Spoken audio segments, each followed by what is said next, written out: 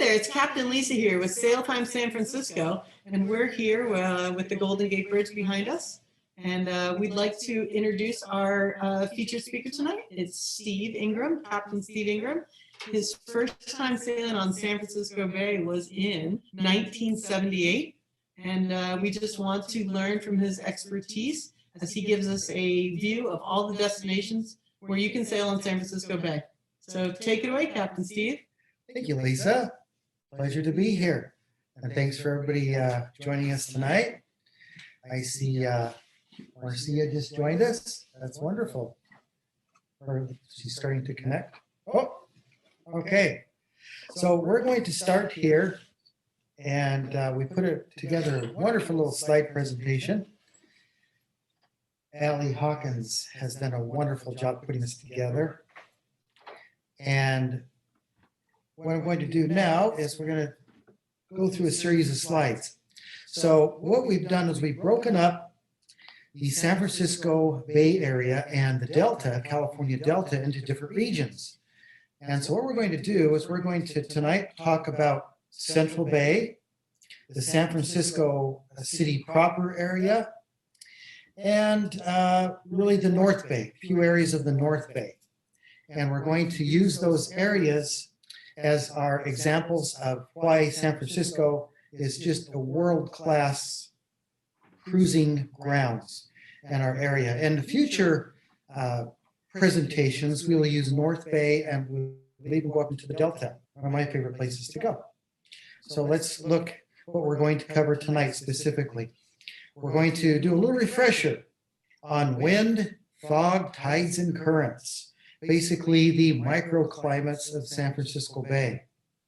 We're also going to talk about itinerary planning, how best to plan for your trip out on the waters of the bay. Places to go, we'll get into quite a bit of detail about different places to go based on those three regions, Central Bay, San Francisco, as well as the North Bay. Also things to see. We want to talk about things as we sail around the bay. Also, as we're coming in to these different areas, coming into the anchorages and coming into the marinas and the harbors, what we're going to be looking for. And we're going to end up tonight with what's in my sail bag, what's in Captain Steve's sail bag. When I go on different excursions on the bay, whether I'm teaching or just going out on our own vessel. And of course, cruising do's and don'ts to round it out tonight.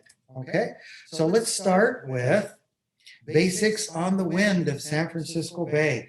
So San Francisco is all about what I call the funnel effect. When we sail on San Francisco Bay, we're really talking about the Golden Gate as being one massive funnel, funneling the sea breeze that's coming in from the ocean in towards the land, the Central Valley here heating up much quicker than the cool waters off the Pacific coast. And with that hot air rising in the Central Valley, it literally sucks the wind and the air in from the sea. And the only gap here, the largest gap, I should say, not the only gap, but the largest gap is the Golden Gate. There's some smaller gaps. There's the San Bruno Gap here just south of the airport. There's also Hurricane Gulch here coming through the Marin Headlands. But the major gap is the Golden Gate.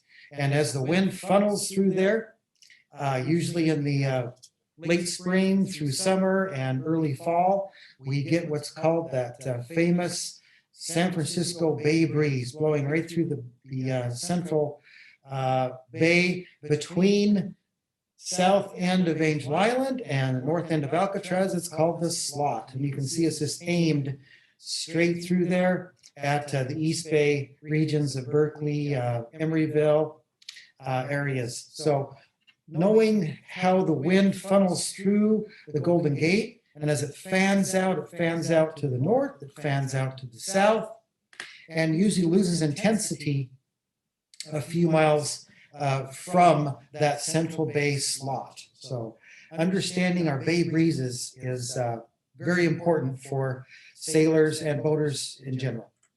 So another interesting variation that we have here in San Francisco is our fog. We have what's called advection fog here in San Francisco, which is characterized by the cooler water that we have. Whoops, excuse me. The cooler water from the central coast of California moving in through the Golden Gate into the San Francisco Bay. And then we have the warmer, relatively warmer air coming over that cooler water and condensing. So advection fog is characteristic fog that we have here, where you can actually have strong winds within the fog bank. Contrasting to that with the other type of fog, the radiation fog, where usually the radiation fog, you don't have wind with radiation fog. Usually the wind will actually blow the radiation fog away. Well, we have advection fog here in San Francisco Bay.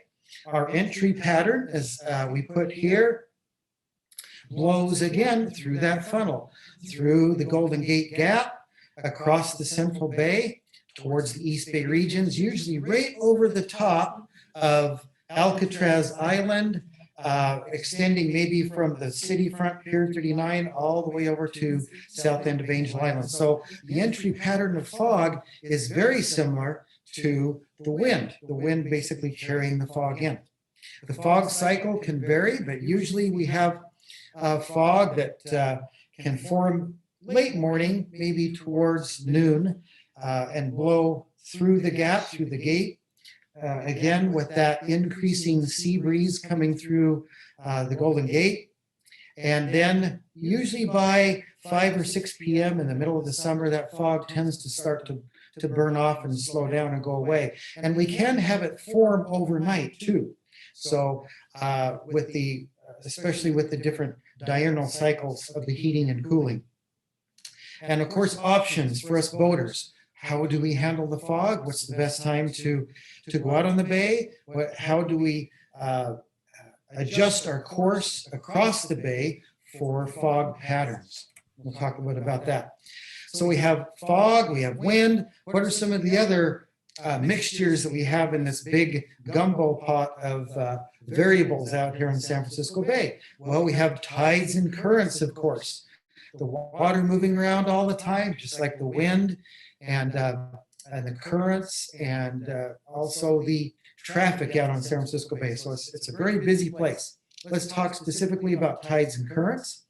We have two different types of tides that exist in one 30-day period. So we have the spring tides and the neap tides.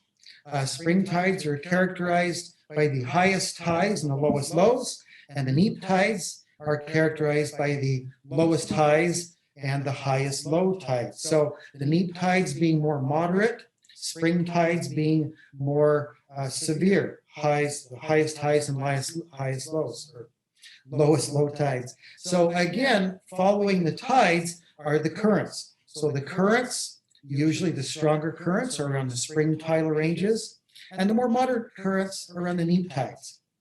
We have flooding and ebbing. Now, so when we talk about tides, we talk about the horizontal motion of the water, and talk about currents. We're talking about the vertical motion of the water. We're talking about tides. The horizontal motion, we're talking about currents. So when we talk about currents, we talk about flooding and ebbing. A flood current coming in from the ocean, and an ebb current moving from the bay or the delta out past the islands of the bay, out through the Golden Gate, back to the ocean. Slack water times are those times in between the high tides and the low tides, causing relatively slack water or very small flood currents and very small ebb currents. So general current rules then, the strongest currents are usually near, again, that funnel, the funnel effect of the Golden Gate. Not only does the Golden Gate have a funnel effect when we're talking about winds, but we have a funnel effect when we talk about currents as well. I'm going to hold on for 1 second. We have some, I'm going to accept some more invites here to our presentation. Okay, let's see. We have some more people joining us. There we go. Okay, hopefully, hello, everybody new coming in, joining our presentation here for our bay cruising workshop. Let's see, we have one more. There we go. Okay. Okay, so thanks for joining everybody who's just joined us. We're talking about tides and currents, and we're going through our slide presentation here. So as we talk about places to go, our planning has to be very tight when we're talking about San Francisco Bay because of its winds, of its tides, of its currents, and we constantly should be planning. We have some more people coming in. Okay, we'll accept that. So we've talked about winds, the funnel effect of the Golden Gate. When it talks about wind funneling through that gap of the Golden Gate between Marin Headlands and the south end of the Golden Gate near Fort Point. Also a funnel effect for the water, for the currents flooding in and ebbing out, back out to sea.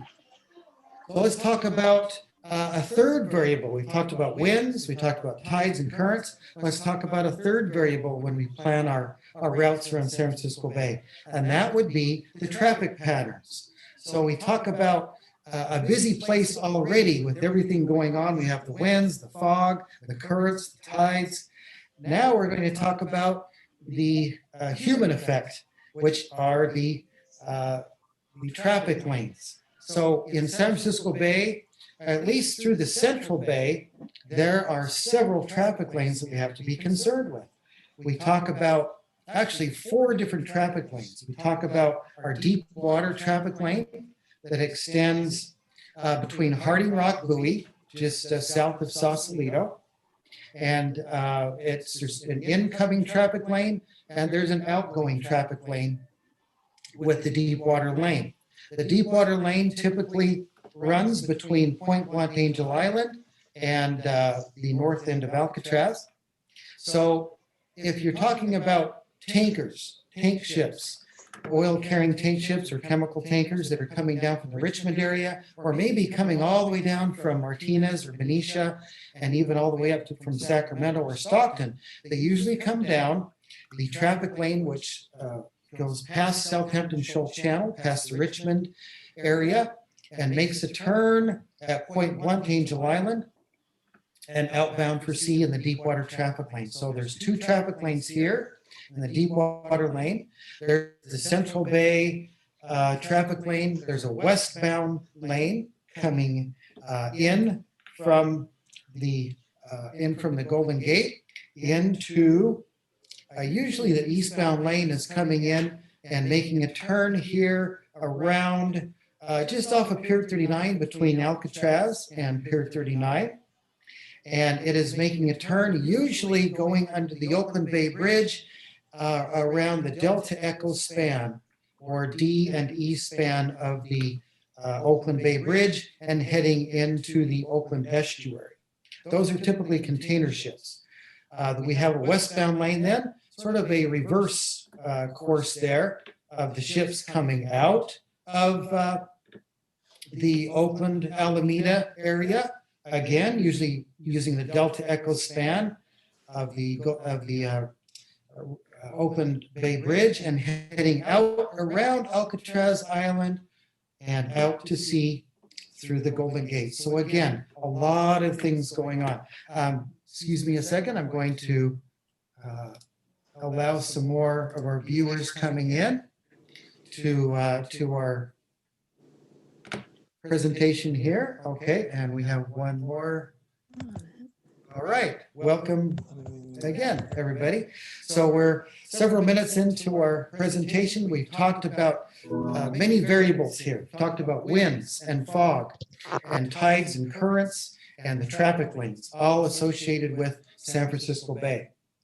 So let's talk about what we consider when we are planning a cruise on San Francisco Bay, or not even a cruise, just maybe if we're just going out for the day, just for an afternoon sail. First of all, do your homework and minimize as many variables as possible. And we've talked about several of the variables already. Nature's variables with winds and tides and currents, and the human variable with all the traffic lanes and the shipping traffic that you're going to encounter out in San Francisco Bay. So do your homework. Determine where you're starting from and where your destination is, and work out the variables. So preparation is very important on a busy place like San Francisco Bay.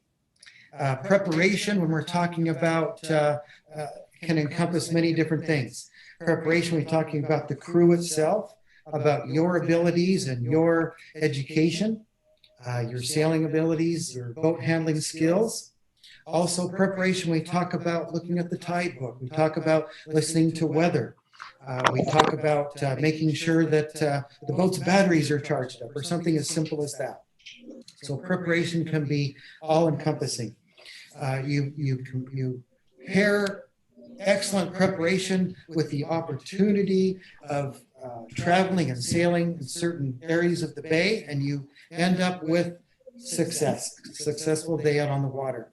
So what are some of the variables that we look at? We look at our crew. Who do we have as crewing on our boat that particular day? What is their experience on the water? What is your experience with that particular crew? And with the passengers that will be on board your boat. Do you have a lot of greenhorns, so to speak, or people that may not have sailed very much, or not a lot of water experience, especially people who may not have sailed much on San Francisco Bay, maybe a lot of warm weather sailors, Southern California sailors, a good example. You might want to make sure they are prepared before they even step on the boat. Are they ready with different layers of clothing? Is everybody ready with the proper life jackets fitting them as snugly around them? So again, your experience, the conditions you're going to expect out on the bay, as far as compatibility with not just your crew and passengers, but compatibility of your passengers with your particular vessel that you're going out on. Make sure everything matches as best as you can. Eliminate as many variables that can upset the day as possible before you cast off from the dock.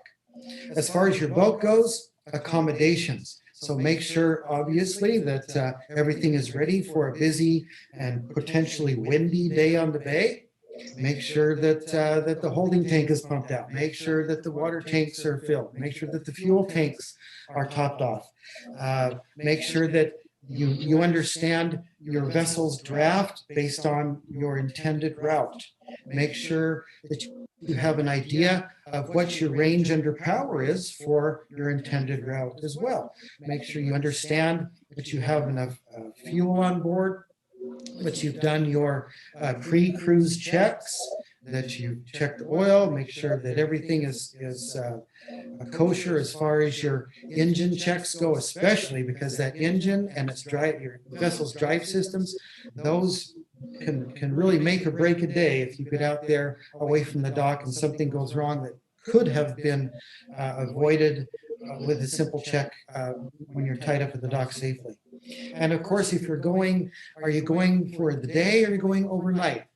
So if you're going for the day, you still want to check systems like running lights and boats' electrical systems, something like that, because you don't know if you're going to be delayed later into the evening.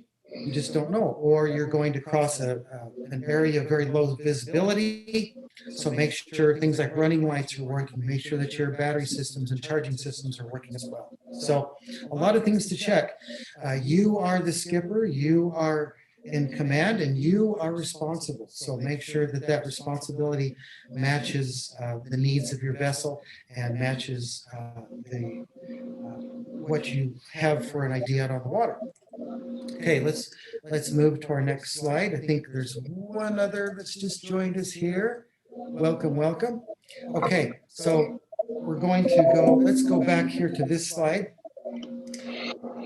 All right, we've talked about planning with our own knowledge. Let's talk about planning with navigational charts and actually laying out a paper chart on the table before you go out every day. I try and tell my students, don't get out of that habit. It's great. I know paper charts are harder and harder to come by, but they can still be had, and they are still an excellent planning tool, probably the best planning tool that you can find, even if you're just going a few miles. It's nice to plan your day using a chart. So the best chart of San Francisco Bay really is number 18652. I believe it's called San Francisco Bay Entrance.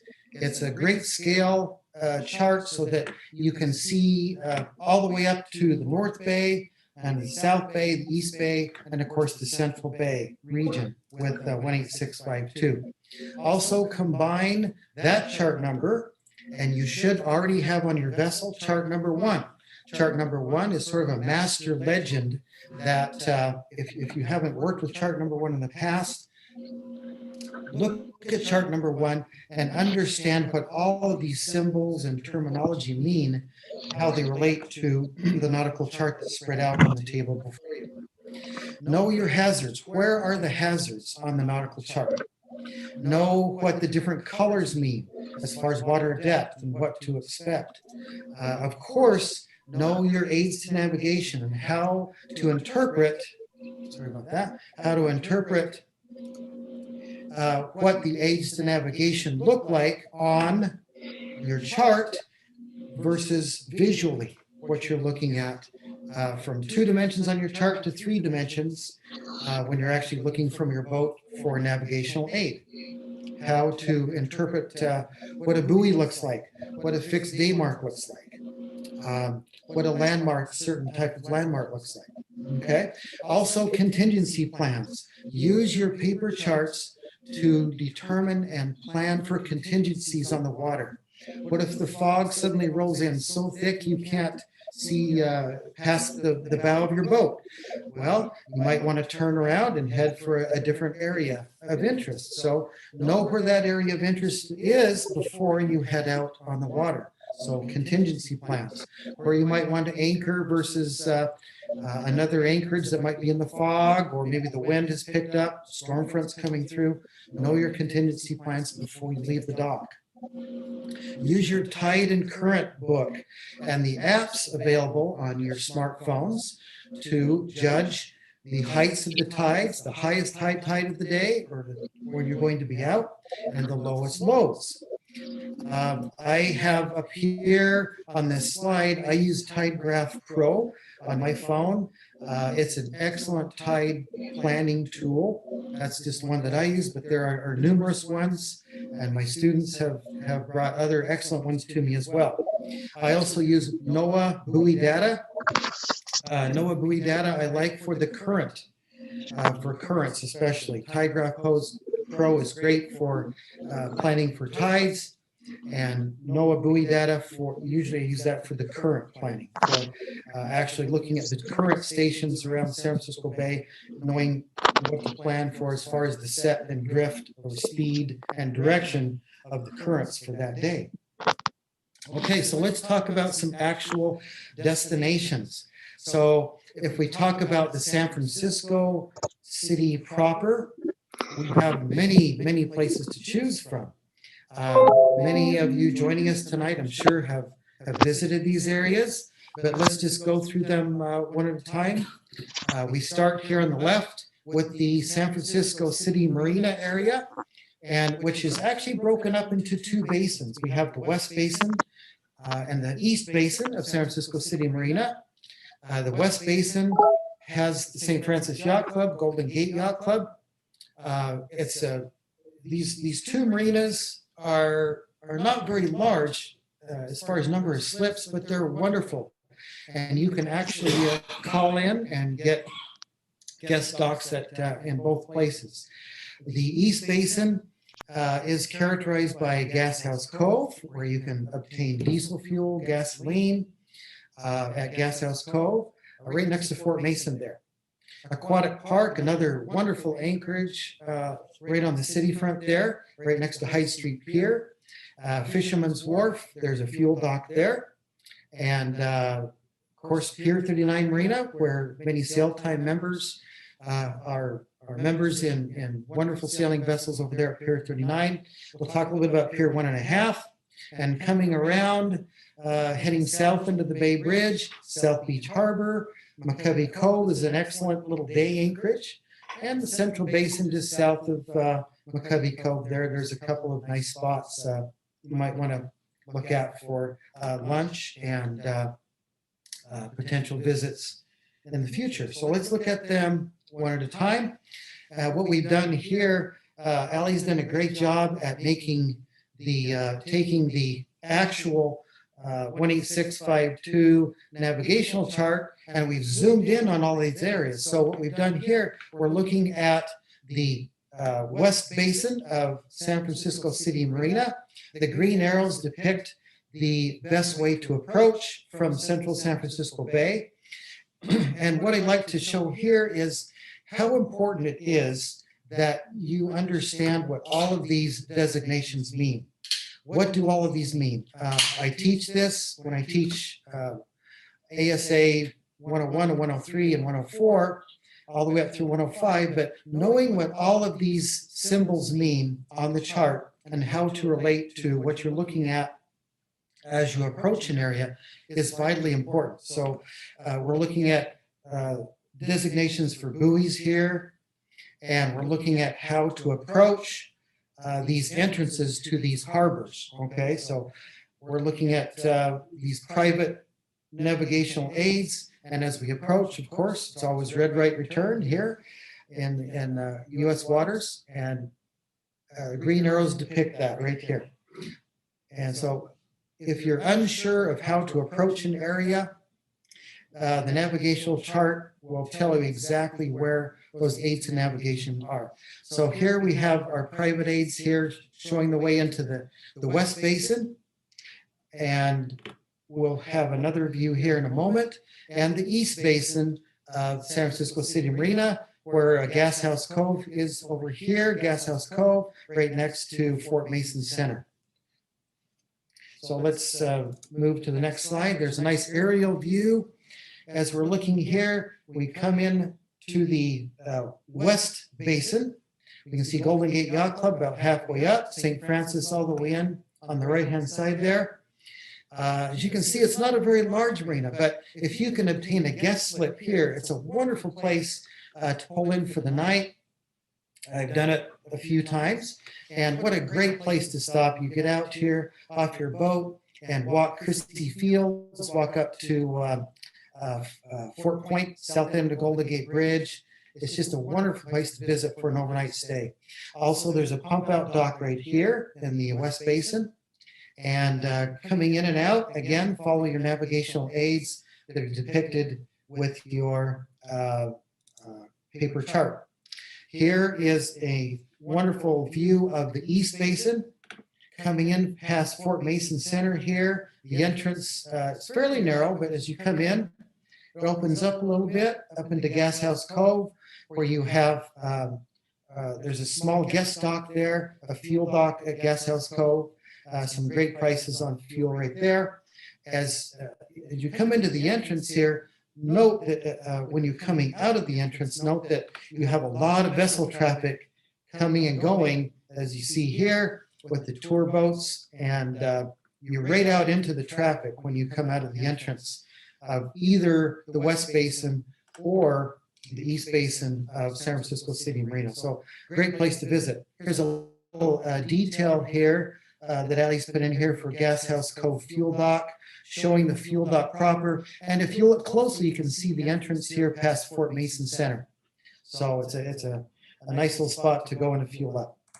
Okay, let's look at moving around the San Francisco city front. We have Hyde Street area. The end of Hyde Street, the north end of Hyde Street ends at Aquatic Park. And Aquatic Park is a wonderful little anchorage in here. As I understand it, up to last year anyway, they wanted reservations if you come in here and anchor.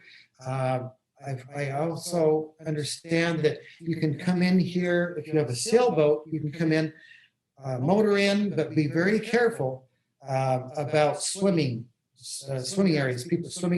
Swimmers are in here all the time. So as you come in here to the anchorage, motor only to anchor, shut off your engine as fast as you can. And it's a beautiful protected area.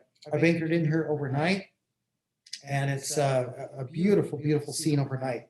I do understand that you do need permission overnight. I'm not sure that that's still the case that you did, but I'm not sure that you still need it, but you might want to check.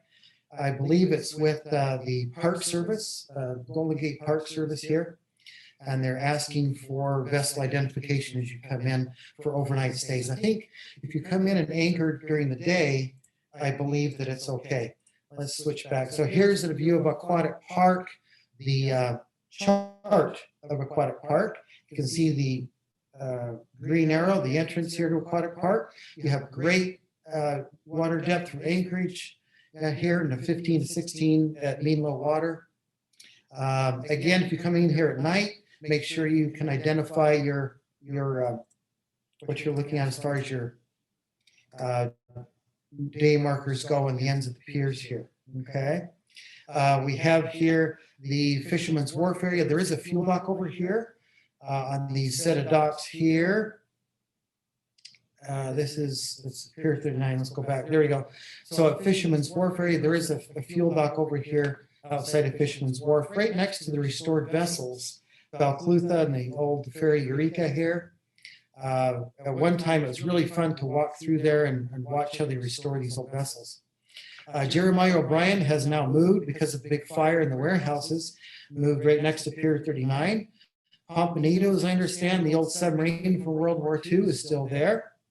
But again, the anchorage here at Aquatic Park is just fantastic. Just a real beautiful little area to anchor, especially for the day.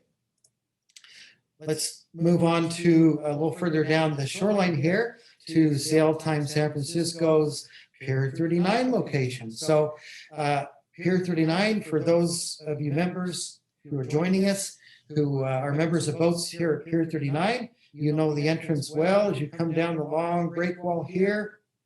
Let's see, here's the chart, zoomed in chart version. As you come in, Pier 39, the green arrow indicates coming right down there past Pier 35, make a hard right. And as you come in, it's a tight turn here. There can be some vessels on an end tie right as you turn the corner that can constrict this already tight entrance. So as you, the whole idea here is you come in Pier 39, take it slow. Slow as pro as you're coming into Pier 39. Also, Pier 39 Marina is noted for its current. There's quite a current, especially a flood. When the flood is up, it really moves through Pier 39 Marina. So when you're coming into your slip here, for those members, you know how to plan for the flood current at Pier 39, and also a little bit ebb as well. Again, notice your designations here on your chart as far as your fixed navigational A's in the flash sequence. So understand what you're looking at there. Okay. Let's move a little bit farther down the city front to a wonderful location. This is a free guest dock here at Pier 1.5. And Pier 1.5 is located, as you see in the little inset here, right next to the ferry building. So it's just the next pier over. It's kind of inset in there between, let's see, Pier 1.5 and there's Pier, I believe it's Pier 3 going down there. But Pier 1.5 is, if you haven't been in there before, you have a little more room on the right-hand side as you're coming in than on the left-hand side. Pier 1.5 is designated for vessels up to 40 feet long for up to 4 hours, I believe. So it's free, come as you are. It's basically you're in there, and if you have to get out, if somebody comes and parks behind you, use those spring lines and spring yourself off the dock and come out. Because it is fairly tight in there, especially on the south side or the left side as you're coming in to Pier 1.5. You'll notice here, I don't believe it's marked on this photograph, but there are now, they've marked these pilings with yellow and black stripes designating a ferry landing. The little small ferry boats comes in here little tug ferry boats, and they don't like other boats to come in and take up their landing spots. So as you come in, try and stay on this long side tie, both on the right and left-hand side. Do not encroach on the yellow and black marked ferry area there. Whoops, what happened? I just clicked off. Can you get me back here, Wayne? Your technical assistance now. Let's see here. There we go. Thanks. Okay, Wayne. All right. So that's Pier 1.5. Pier 1.5 on our chart looks like this. Coming straight in from the bay here, being right next to the ferry building and the ferry docks. It's a very busy place. So as you're coming out of Pier 1.5, and yes, it is Pier 3 on this side. If you're coming out of Pier 1.5, you'll be right out into the traffic. So you want to approach the bay fairly slow. As you come out, there could be a lot of traffic, power vessel traffic, especially coming in to the ferry building right next door. So be cautious there. Let's move a little bit farther down to Pier 40 in the South Beach Harbor area. Another great place for an overnight slip. You can call ahead to South Beach Harbor. They'll usually give you a slip on one of these first large fingers here. South Beach Harbor is characteristic of two entrances. You've got an entrance on the south side, entrance on the north side. Pier 40 extends out from South Beach Harbor and borders it on the north end. As you're coming in, you'll come in and make a hard right turn to the guest dock. It's actually a commercial guest dock, but there is a pump out station there as well. The old Pier 40 docks used to be on the north side. They've since been taken out. That's the Pier 38 guest docks. They've closed. Now there's talk of putting new guest docks back in there on the north side of Pier 40. But in the meantime, you can get an overnight slip at South Beach Harbor and Pier 40. It's a great place to come down. Some nice restaurants in this area. Delancey Street Restaurant, just around the corner there. Also, of course, the Giant Stadium right there, McCovey Cove, just adjacent to South Beach Harbor. So as you come into South Beach Harbor, the green arrows will take you in from the bay. It's kind of a hard left as you come in. Again, your fixed markers, fixed day markers here show your designated flash sequence here, flashing green as you're coming in. And you've got a quick flash red number 2 on your right-hand side as you're coming in. Then it's a quick right. So it's kind of a dog leg. You're coming in here to South Beach, and you'll make a quick left and then a quick right into the guest dock area where the pump out station is, just adjacent to Pier 40 there. If you call and get an overnight slip here at South Beach Harbor, typically, again, they'll put you on one of these first fingers here. Always call ahead for any of these guest docks. I usually like to call days ahead if you can. Sometimes you can reach them on channel 16, but usually the best way to obtain a guest dock is by telephone. The yellow arrow down here at the bottom we put in to guide you into China Basin, into McCovey Cove, for the anchorage in McCovey Cove. And you'll notice here how you do have a north entrance into South Beach Harbor and a south entrance. The south entrance takes you right out directly into McCovey Cove, into China Basin. You have a great aerial view here of the McCovey Cove anchorage, right next to Aquatic Park. There's some other nice restaurants close by. There's Momo's restaurant right there, just across from the ballpark. The 3rd Street Bridge, here's a view from 3rd Street Bridge of McCovey Cove. Again, a very nice place to come and anchor for the day. I'm told you cannot anchor there at night. We tried in Gaslight and it didn't work. They came and kicked us out. So you can anchor there for the day. It's very protected, especially from the west. And if you do come in there, if there ever is another live ball game down there, it can be very busy in McCovey Cove, or a concert or something in Oracle Park. It can be very busy. So get there ahead of time. But it's a real fun place to hang out for the day, have lunch, and get back out sailing again. So we've covered a lot of the San Francisco areas that you can sail to, guest docks and anchorages. Now let's switch to the Central Bay area. Okay, so Central Bay has many different areas to visit. We're going to start here. Let's start with Horseshoe Cove. Horseshoe Cove is just adjacent to the North Tower of the Golden Gate Bridge. Horseshoe Cove is exactly that. It's just a very small little cove, characteristic of one of the smaller protected coves of the bay. It is fairly protected in here, but you do have currents that can swirl around here, especially during a flood, a big flood coming in from Golden Gate. Will swirl around in Horseshoe Cove. You have Travis Marina, a very small marina in here, and I'm told you can actually call ahead and get a guest dock in Travis Marina. We've come in here with Schooner Gaslight, and we've used the guest dock here adjacent to the Presidio Yacht Club, and used the guest dock to pick up passengers here at Horseshoe Cove. There's also a kids museum, a Discovery Museum. There's Fort Baker just off to the left here, and Cavallo Point Lodge, very upscale lodge here, off to the left of Horseshoe Cove. But it's just it's a beautiful place to come in, and if you can get a guest slip, you're very lucky. But it's a wonderful place to spend the night. And I've seen boats anchored out here in the middle of Horseshoe Cove before.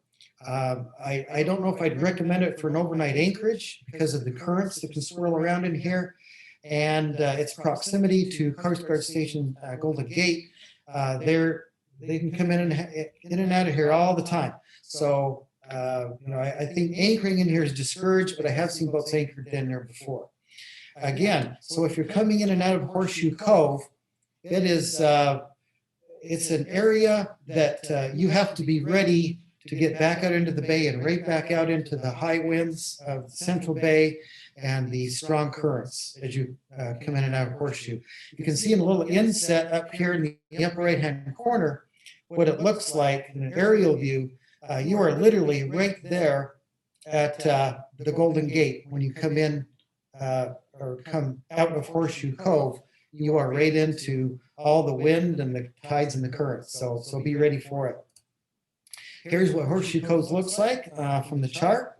You're coming in, because you're coming in from very deep water to shallower water, you're coming in, you see currents that swirl around here. This is a good example of where you have a very strong, let's say, very strong ebb current that actually can double back on itself here and swirl around. So because of the water depth here and the contour of the bottom, these ebb currents can swirl around, and if you come into Horseshoe Cove and you're not ready for it, it'll set you onto this this jetty rather quickly. So be very careful. Make sure your engine's running properly and you have plenty of way on as you come in to Horseshoe Cove from the Central Bay. Okay, so let's look at the Sausalito area just around the corner from Horseshoe Cove. Sausalito area is characteristic of the long Richardson Bay channel, or Sausalito waterfront channel here. It's a wonderful place to come and visit for the day. In years past, almost all of these large marinas here would sell overnight guest slips. And last year, with the whole COVID thing going on, I understand that many of the marinas weren't allowing it in 2020. So hopefully they open that back up, because what a wonderful place to come in and visit for the night. Schumacher Marina here. There's a wonderful restaurants here. There's La Garage. There's several marinas just adjacent here, or several restaurants just adjacent here within walking distance. the joinery, some great places. There's fish restaurant up here by Clipper Yacht Harbor. So wonderful places to visit overnight if you can in the Sausalito area. It used to be on the lower left there, you see Trident out here, the Trident guest dock here for the restaurant has been closed for a couple of years. And then right next to the ferry building or the ferry landing there. And the Spinnaker restaurant right out on the point there, that's really what a lot of the sailors aim at when they're coming into the Sausalito Channel, almost using the Spinnaker restaurant as a day mark. Here's what coming into Richardson Bay looks like. If we move this green arrow just a little bit down at the bottom of the screen, you'd actually be coming in inside the flashing red here, okay, red number 2, and lining yourself up with red number 4. And as you're coming down the channel, red number 6, coming down the Richardson Bay Channel there. So one thing with Richardson Bay Channel is that it's very shallow just off to the sides, either side of that dredged channel. And just recently, I taught a class up there not too long ago where there were sunken boats. Some of the anchor outs had sunk right on the edge of the channel. So you want to stay well within that channel as you come into Richardson Bay and when you're coming back out of Richardson Bay. Richardson Bay itself can be a great anchorage though, especially on the south end of Richardson Bay. Just stay away from the anchored vessels there and their anchor lines, but you have good water depth there at the south end of Richardson Bay. It might be a little rolly for an anchorage, for an overnight anchorage, but for a day anchorage, for lunch or something, you can't beat the views there of Belvedere, Sausalito, and the Golden Gate. So if you haven't ventured over to Sausalito, hopefully this coming year, it'll open up and it'll be a wonderful little trip there and overnight stay possibility. Tiburon. So Tiburon, right around the corner from Sausalito, right around Peninsula Point there, or Belvedere Point, has some wonderful places to visit. Sam's Anchor Cafe is a very notorious here place. If you haven't, as a sailor, if you haven't been into Sam's, you got to try it. It's really a fun place to visit. Welcoming more people to our get together here. Welcome. So Sam's Anchor Cafe is right behind the Corinthian Yacht Club. Corinthian Yacht Club, you can't miss it from the bay. Big, classic looking white building there on the point of land sticking out between Tiburon and Belvedere. But right behind the Corinthian Yacht Club is Sam's Anchor Cafe. It has several guest docks. They're pretty good about policing who comes in and who doesn't eat there or have a drink there. But, they're also very good about just allowing people coming and going. They really discourage, if you're coming in, not to go shopping or something somewhere else, but to at least enjoy their deck there, their outside deck with a drink or a lunch or a meal there. The upper right-hand inset there, you can see watch for low tide. So this is a place, at Sam's, it is shallow in there. So we'll talk about that kind of at the end. Watch your tides. Usually I say, a +2 or greater as you're coming into Sam's is always a safe bet. But it's a really fun place to come and visit if you're coming in for the day. Let's go back really quick. Right here, the Angel Island Ferry leaves Tiburon right here. And as you're coming into Sam's, if you do come into Sam's, you have a lot of things to think about. First of all, do I have enough water under my keel? Are there other boats in the slips? And am I going to be blocked in for my time there? Plus, there's the Angel Island Ferry coming in and out on a regular basis, especially in the summer months, heading over to Angel Island and back. So it's constantly coming and going in that narrow gap there between the breakwater and their ferry landing docks. So take it easy, take it slow, proper lookout at all times. Okay, let's venture over to Angel Island.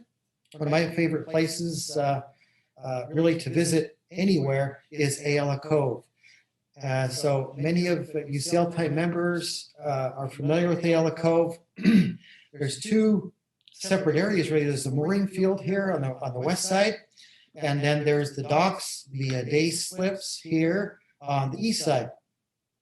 So let's go back here. Sorry. Okay, so Ayala Cove. Again, some of the deeper draft boats might have a bit of a problem at a lower tide, especially the mooring field. I've heard in recent last couple of years it started to silt back in. So again, usually a +2 or greater tide, you're going to be okay. But I have also heard reports if you're staying overnight and you're going to be in the mooring field there, which is 4 overnight stays, make sure that you leave on usually a +2 or greater tide, especially in some of the deeper draft vessels. Again, so the mooring field here is available for overnight stays. You can go in there for the day, but usually they discourage it. The park staff discourages it for the day. They kind of want to keep that open for overnight vessels only. But the day slips over here are $15, pull in $15. And I believe Sail Time members, hopefully this year, they might all have, the boats might all have a pass for the day slips. That would be nice, wouldn't it? So the day slips here are first come, first serve. And there's the larger slips out here in the ends. We're up to, I believe, up to about 40, maybe slightly over 40-foot docks. There's one big end tie here, which is about a 60-foot end tie, but only one. And then several smaller ones as you go on the inside here.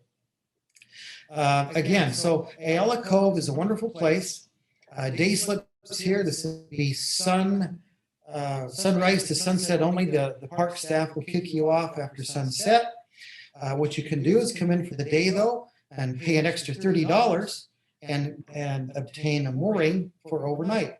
And then go out and pick up a bow stern mooring out in the mooring field and just make the whole day or weekend out of an Ayala Cove, Angel Island adventure. And it's just, it's a little treasure in the middle of San Francisco Bay. The wind can be blowing 35 knots in the middle of the bay, and Ayala Cove looked just like this picture here, on a nice, calm, warm summer day. So if you haven't done it, at least for the day, plan it. You'll never regret it. Okay. Here's what Ayala Cove looks like on the chart. The green arrow depicts your typical path into Ayala Cove. Again, look at the contour lines, underwater contours, going from over 150 feet to less than 10 feet in not very many boat lengths here. So the currents are going to be strong, especially on a big ebb or big flood. And therefore, the currents do swirl around Ayala Cove all the way into the docks and into the mooring fields. So be prepared for more current-oriented docking than wind loading on the boat as you come into the docks here at Ayala Cove. All right, let's move around to the east side of Angel Island. We've talked about the green arrows coming into harbors and marinas. The yellow areas I'm depicting as anchorages. So there's two very good anchorages that I like, both on either side, the north and the south side of Quarry Point, which is about halfway down Angel Island on the east side. So very protected over here in the summer on the east side of Angel Island. Quarry Point has those buildings, and there's a jetty extending out a little ways, but there's some beautiful beaches on both the north and south side of Quarry Point. I like to say steer clear of the anchorage that's just north of here, that you see a lot of boats anchored there, just between Point Simpson, which is the next point up from Quarry Point, and the corner of the island there, the very northeast corner of Angel Island. There's a small anchorage there, and it has underwater obstructions that you might want to avoid. It's snagged a lot of anchor lines. But here, I've never had a problem anchoring in here because you're typically anchoring in 10 to 15 feet of water. So you're anchoring out here, and the holding ground is good. It's usually sand or mud on the south side of Quarry Point. It does show up a little faster on the south side than on the north side. So be prepared for anchoring a little further out on the south side off a nice, beautiful sand beach here. It's just a nice place to anchor. I don't know if I'd recommend it for overnight, but for a day or an afternoon, it's a wonderful little respite from the winds and the cool breezes of Central Bay. Here's a very good look here of if we move around coming out of Raccoon Straits and we turn left instead of right, we make it to Paradise Cove on the Tiburon Peninsula. One of my favorite little anchorages here, just around the corner from Angel Island. So Paradise Cove is characteristic here. Here's a great picture from the land of the fishing pier of Paradise Cove. And the anchorage here really extends quite a large distance, much further than this photograph shows, but it extends probably another half mile to the north of here from the fishing pier north and a little bit west. There's private homes and private beaches here, but there's also a little beach park, a private park here. I think it's run by Tiburon, or maybe it's Marin County. But there's a wonderful little dinghy landing beach here, a fishing pier, and the anchorage here in Paradise Cove is wonderful. It's good holding ground, very protected from the north and from the west. If you come over here for the day, again, you're going to find conditions much like on the east side of Angel Island, where you'll have the winds very strong in the Central Bay, but in Paradise Cove, they're diminished, and it's much warmer over there. A place to go in, get out of, drop your sails, have lunch, even overnight. Overnight is a fantastic, this is a fantastic anchorage overnight in Paradise Cove. Here's what Paradise Cove looks like on chart planning. Again, you're coming from rather deep water. Oh, you're coming from, no, this actually is not Paradise Cove. This is, okay, so this actually is the anchorage that I wanted to tell everybody to avoid. This is on Angel Island, okay? So this is the submerged ruins here, okay? So if you come in here, this isn't the Paradise Cove anchorage, but as you come in here, this is the north, kind of the northeast end of Angel Island. And this is that China Cove? Come in and anchored before and had their anchors, literally their anchor rows caught on other anchor rows. There's a lot of submerged obstructions here, so stay away from this. This is between Point Campbell and Point Simpson here on Angel Island. So let's see if we have a Paradise Cove. Well, we don't have a Paradise Cove a view from the chart, but again, Paradise Cove, wonderful place. It's just around the corner from the from Angel Island, from Raccoon Straits. If you turn left and go around the point there. Let's look at the Richmond area. So the Richmond area is wonderful. It's called the Richmond Riviera, really, because the fog burns off quick in the Richmond area, and you can get some good day sailing out here. As we talked about in the beginning, where the fan effect, where the wind coming through the slot of the Golden Gate, it moves to the north and to the south, and it fans out. And as it does, the wind speed diminishes as it moves north towards Richmond or south towards the South Bay, south of the Oakland Bay Bridge. So in the Richmond area, you can have 25, 30 knots in Central Bay, but we can have up here in the Richmond area, we can have 15 to 20 knots, much much more predictable winds, less gusty, cooler in the Central Bay and warmer here because the fog's burned off up here in the Richmond area. So if you look at this aerial view here, as you're coming into the Richmond area, you've got this long jetty that extends down the south side of the Richmond Ship Channel. As you're coming in from the Southampton Shoal area and San Francisco Bay, you come around the jetty. The first harbor you come into is the Richmond Yacht Club. They have their own slips here. Brickyard Cove Marina just to the right here, and the turning basin of the Brickyard Cove Marina. Some beautiful homes here with private boat slips. So the Brickyard Cove area is used to have a nice little restaurant here. I think it's closed now. But as you come down further into the Richmond Ship Channel, you're making a left-hand turn past the range. There's some range boards, range markers here. You're making a left-hand turn. There's a winery here and a restaurant here.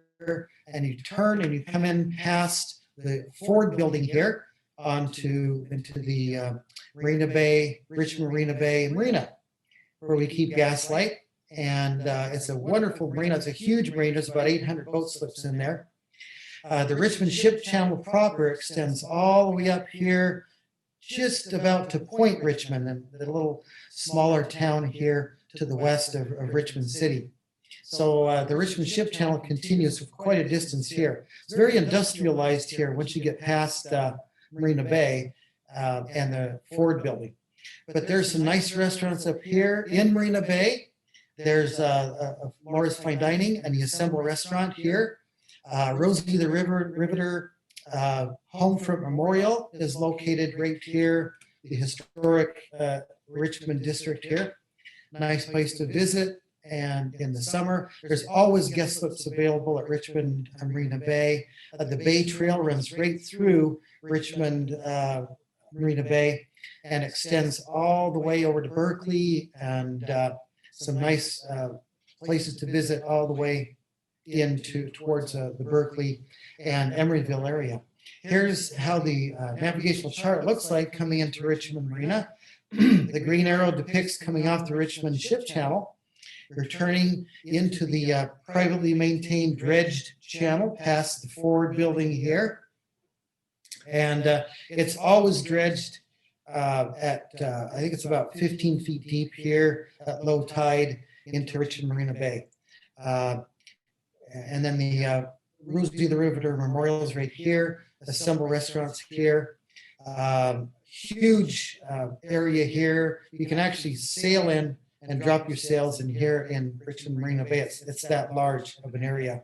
But make sure that when you come in, that you follow your red right return as you're coming in, and they're private unlit red buoys along this channel coming into Richmond Marina Bay. Okay, let's see. Now as we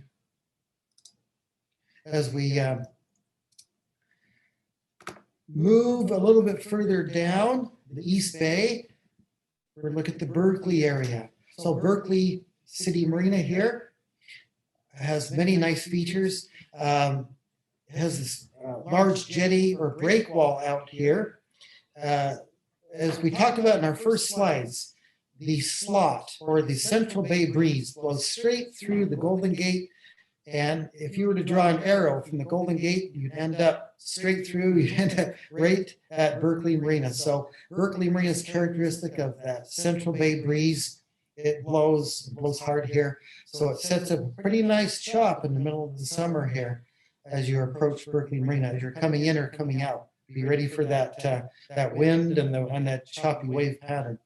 Berkeley Pier extends out almost 2 nautical miles from shore. As you're coming into Berkeley Marina, you almost always want to approach and come in from the south entrance here, making a right-hand turn into Berkeley Marina. There is a nice boatyard here, as well as a fuel dock right here, just adjacent to the entrance to Berkeley Marina. Berkeley Yacht Club right on the right-hand side as you're coming in. Skates on the Bay restaurant here. So there's some nice restaurants. There's a Japanese restaurant here and even hotels here. Let's see, I believe that the old, not Hornblower restaurant, I can't remember the name of it, out there in the end. I believe it's closed down. It's awaiting new owners, but so that's not available right now. But Berkeley, you know, a lot to do there in the Berkeley area, and they almost always have guest slips there as well. So here's what Berkeley Marina looks like. The green arrow as you're coming in. Again, try and stay to the right and approach from the south. Know what your day markers look like. Know your flash sequence if you're coming in at night. Okay, into the Berkeley Marina there. All right, here's a nice view of sail time San Francisco's East Bay location of Emery Cove, Emeryville Marina proper. So Emery Cove Marina here with its recent renovations, its new slips, they look beautiful. And of course, the dredged channel as you're coming in and out of Emeryville Marina. Usually at least a +1 tide is required to make it down that channel without any hindrances. So, and Emery Cove Marina, for those of you who have memberships at Emery Cove, a lot to do and a lot of nice amenities right close by. So we've come around here. Circling back from the Emeryville, Emery Cove area, we're going to talk about some wonderful anchorages now. So talk about Clipper Cove. The Clipper Cove area is right in between Treasure Island and Yerba Buena Island. If you haven't been into Clipper Cove, do it. It's a wonderful place to anchor. It is not without its constrictions and obstructions as you come in. You always want to stay far to the right. There's a pier here on the north side of the entrance to Clipper Cove. Stay very close to that pier within about 100 yards. Stay well to the north because there's a bar. There's a sandbar that extends all the way across from the south to the north. And the deepest part of that bar is right across the north end here. I usually tell everybody a +2 or greater tide again coming in or out of Clipper Cove. The actual anchorage at Clipper Cove is great. There's actually a little deep spot here in the middle, but you can anchor along most of the periphery of Clipper Cove, especially on the east side, the south side, and up here off the beach, kind of the southwestern side is a great place to anchor. Very few currents in Clipper Cove, which is really nice. It's also characteristic of a marina. There's the Treasure Island Marina here that, as I understand it, will be renovated soon. Future guest docks will be, new guest docks will be in place, hopefully this year or next. There are some places to eat here on Treasure Island within short walking distance, just off the slide here. There's a great restaurant up there. Gosh, what's the name of that restaurant? It's Mercy Restaurant, just off the slide. It's overlooking San Francisco. So some great places to walk to on Treasure Island. But you do have to have a dinghy to get ashore, or a way to get ashore, because the guest docks are not in use yet. Okay, here's a nice view here, just around the corner under the Oakland Bay Bridge east span, Coast Guard base here, the vessel traffic service at the Coast Guard base, and the beautiful lighthouse overlooking the commander's Coast Guard District 11 commander's residence here, and the lighthouse overlooking the South Bay from Yerba Buena Island. So wonderful place to visit there at Clipper Cove.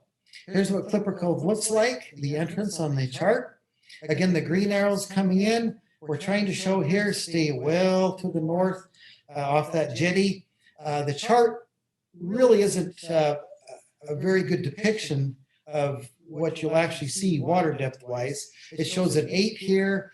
I'd say it's a little bit less than that at mean lower low water, and a 4. It's probably closer to the 4. So be careful. And again, a +2 or greater tide is going to be advisable here at Clipper Cove. So here's your anchorage showing with your yellow area right in the middle of Clipper Cove. Again, good holding ground in Clipper Cove. It's an area that I'd highly recommend for an overnight anchorage or a day anchorage as well. Good holding. Again, very few currents. The wind does blow through the gap here, though, between the two islands quite briskly on a windy summer bay breeze day. So be ready, with your anchor as you come into Clipper Cove. Okay, let's talk about the Oakland and Alameda area. Okay, we're here tonight broadcasting from Atomic Tuna Yachts here down the estuary, and we're looking at the middle harbor here as you come down the Oakland Estuary, Oakland Inner Harbor. If you haven't sailed down here before, it's really a great downwind sail. You're coming down the estuary, past the big ships, container ships that will be moored there off to the north side, all the way down past the USS Potomac, Jack London Square. I think the Oakland and Alameda Estuary is characteristic of just many, many great places to get out and walk to. Restaurants and bars and even wineries here. Rosenblum Cellars on the Alameda side, and just great places to visit. Pasta Pelican Restaurant. I think they still have some great guest docks there. Of course, Jack London Square is great for overnight stays as well. I know they have overnight accommodations. And the entire island of Alameda here is a great place to visit as well. On the west side or southwest side of Alameda Island, you've got the USS Hornet, a historic vessel here, the naval vessel, the old carrier on the south side of Alameda Island. And you've got Ballina Bay Marina here, Pier 29 restaurant on the south side as well. And some beautiful beaches here, kite surfing beaches on the south side of Alameda. So as you come into the estuary, it's going to start to constrict in, and then it'll open back up into some beautiful marinas. And again, I believe there's also guest slips here, the Grand Marina, and a lot of these areas too, as you come down. Now, one fun thing to do if you're up for it, an adventure sometime, is to actually do a circumnavigation of Alameda Island. And that would require opening many bridges, starting with the Bay Farm Bridge in the south end, High Street Bridge, coming all the way up Park Street Bridge, past Coast Guard Island, and navigating all the way around, circumnavigating Alameda Island.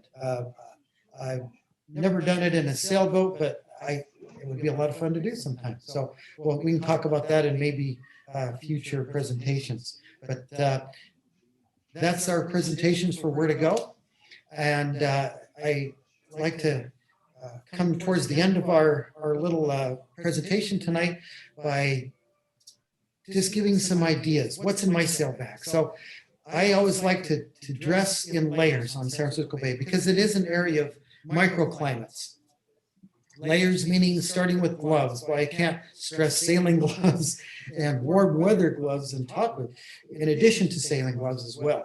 Because cold hands mean, you're not going to be able to grip those lines. And if you should have to anchor something quickly, boy, you want if nothing else, you want your hands to be ready to work. And there's nothing can take away that dexterity quicker than that Central Bay chill. So dress warmly, gloves are essential.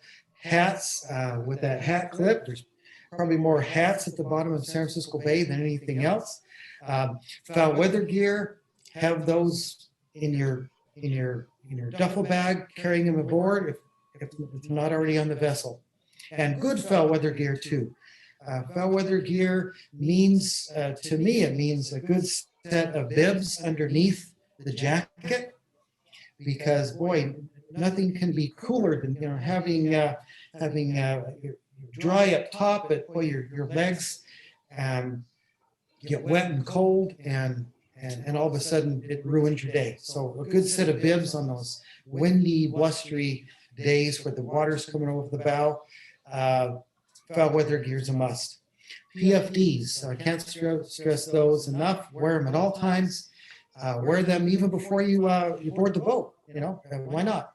PFDs with strobe lights, especially if you're going overnight and anchoring somewhere overnight. And in your ditch bag or in your to-go bag, have a good sailing knife with a fid to open up shackles, and a whistle. And sometimes even attached to your PFD. A good thing to attach right to a PFD. Handheld VHF radio, I carry it with me all the time, even if I know I'm going to be on a boat that has good VHF radio capability. I always have my own handheld with me. I know it's charged and I know how to use it. It's there at my fingertips.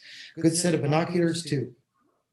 I can't stress it enough to have good visual contact with whatever you're looking at, and binoculars are essential for looking and describing and seeing, oh yes, that's red number 4, that's not red number 6, and you can tell that from a distance. So a good set of binoculars is essential as well. Flashlight with extra batteries and a spotlight. I carry just one of those West Marine rechargeable spotlights all the time in the same bag that I have everything else with, because you just never know. Reading and sunglasses, gosh, I have pretty good night vision, but I have really good night vision with my reading glasses on. And the glare on the water, I have to have a good pair of sunglasses to overcome that glare. Phone charger, cell phone, with navigation apps. I have a whole slew of different apps that I have on my smartphone. I mentioned a couple of them tonight. Tidegraph Pro is one. NOAA Data Buoy is another. For navigation, I use iNavX almost exclusively. In fact, that's what we took a lot of the slides from, was iNavX tonight. It's an excellent planning tool as well. Sunscreen, that's self-explanatory, and a hand-bearing compass. So for those of you who are going to get into some coastal navigation and piloting, hopefully take one of our classes that we're going to be teaching through Sail Time. The 104 and the 105 class, you'll be using hand-bearing compass to plot the fix, 3-position fix, and do running plots with as well, running fixes with as well. So hand-bearing compass is just a nice thing to have when you know how to use it and apply that the readings to a chart. Okay, so let's go to cruising do's and don'ts. Okay, these are usually things that are self-explanatory, but we can't stress them enough. Plan ahead. So planning ahead means looking at your tides, knowing at your currents, what to expect with the different tide heights, and your own local knowledge of a certain area. If you don't have very good local knowledge of a certain area, do your research and contact those people who might. And the Bay is a wealth of information with people who are willing to give that knowledge to you if you're going into a new location. It is true, and I've done it myself. You can run aground right in the middle of a marina or even at a given fuel dock and an extreme low tide a lot of times. And so knowing how to plan ahead, using the tools at your disposal, with especially with tide apps and tide books before you venture out. You don't want to be stuck going down a channel waiting for the next high tide, right? Okay, call the marina in advance to make reservations ahead of time. We talked about this earlier on, but usually marinas will not accommodate you over the radio. There are some that will, but I found almost exclusively that they really like to be notified at least 24 hours in advance if you're gonna get a guest dock, especially an overnight guest dock. Okay, use Google Docs to get insurance certificates, because almost every marina that I know of is going to ask for proof of insurance coverage for your vessel, and usually proof of ownership for that vessel that you plan on bringing into the marina. Always pump the boat out. Sail time members are very good at this, but always make sure you pump the boat out if you're going to spend the night aboard. Getting ready for the next member that's going to take it right after you. Always have a backup plan. The backup plan is essential. When I go out, I usually not just have one or two different backup plans or places to go if my intended destination for some reason is not available or is not safe to enter into. I always have at least two or three. Okay, well, if not here, then we can always go here, or here, or here, and make sure those backup locations are also viable locations as far as your vessel draft and the height of tide during the time that you might want to go into those areas. So again, used, and now especially used app-based food delivery service to find restaurants or restaurant options or dining aboard services. App-based food delivery is becoming very popular recently and almost essential now, since a lot of these restaurants that we've been talking about, they might not be open nearly as much as they were before. So plan on using those services coming up here in the future. Those are our dues. Don't forget to monitor your battery power. So on our sail time members vessels, we're going to add right to the clipboard, we're going to add a chart of your battery monitoring capabilities, what you should look for as far as battery voltage diagnosis, when you should charge your batteries, when they fall below a certain voltage, when to use your inverter, when not to use your inverter, things like that. So monitor your battery power all the time, especially if you're extending that battery usage beyond the norm. In other words, you're anchoring out for extended periods of time, or you're away from shore power for extended periods of time. Monitor that battery voltage constantly, making sure that you can restart your engine and boost your batteries up at any given time. Don't forget to check the propane in the stove and barbecue, the fuel, before you leave. Make sure you have spare propane tanks in the dock box. It's not one thing you want to get out and get away from the dock and make sure you, oops, we won't be eating tonight, or we don't have our propane tank is too low. So, and make sure that all guests aboard know the proper use of that propane stove system, how to open the valves, turn on the solenoid and fire up the stove, and then the shutdown procedure for safety on that propane system. Don't let yourself get too cold, okay? So turn on the heater if you're down below. If you're plugged into the dock, that's easy. All the boats have electric heaters. Make sure it's warm and toasty down inside. Make sure everybody's comfortable. That's the most important thing. So that's our presentation for tonight, and we really appreciate everybody joining us. We're developing these, so there are little hitches along the way. So I apologize for some of those that we've had tonight, but it's been great to have everybody with us, and what a great turnout tonight. So Lisa, I don't know, there's Lisa. If you wanted to come over and say anything, Lisa, we're here, but we greatly appreciate everybody joining us. And again, we're going to be doing this again and expanding our view a little bit more next time. Thank you everyone for coming. We'll do some more in-depth presentations Maybe we'll have one more interactive with knot tying and things. We just want to make sure that you guys have a fantastic year of sailing, and we're so thankful that you're all in members, and we're so happy we still have sailing. So thank you all for coming. Thanks, everybody. Appreciate it. Did you hit the stop before? Did you hit the stop before? Thank you, guys. Pier.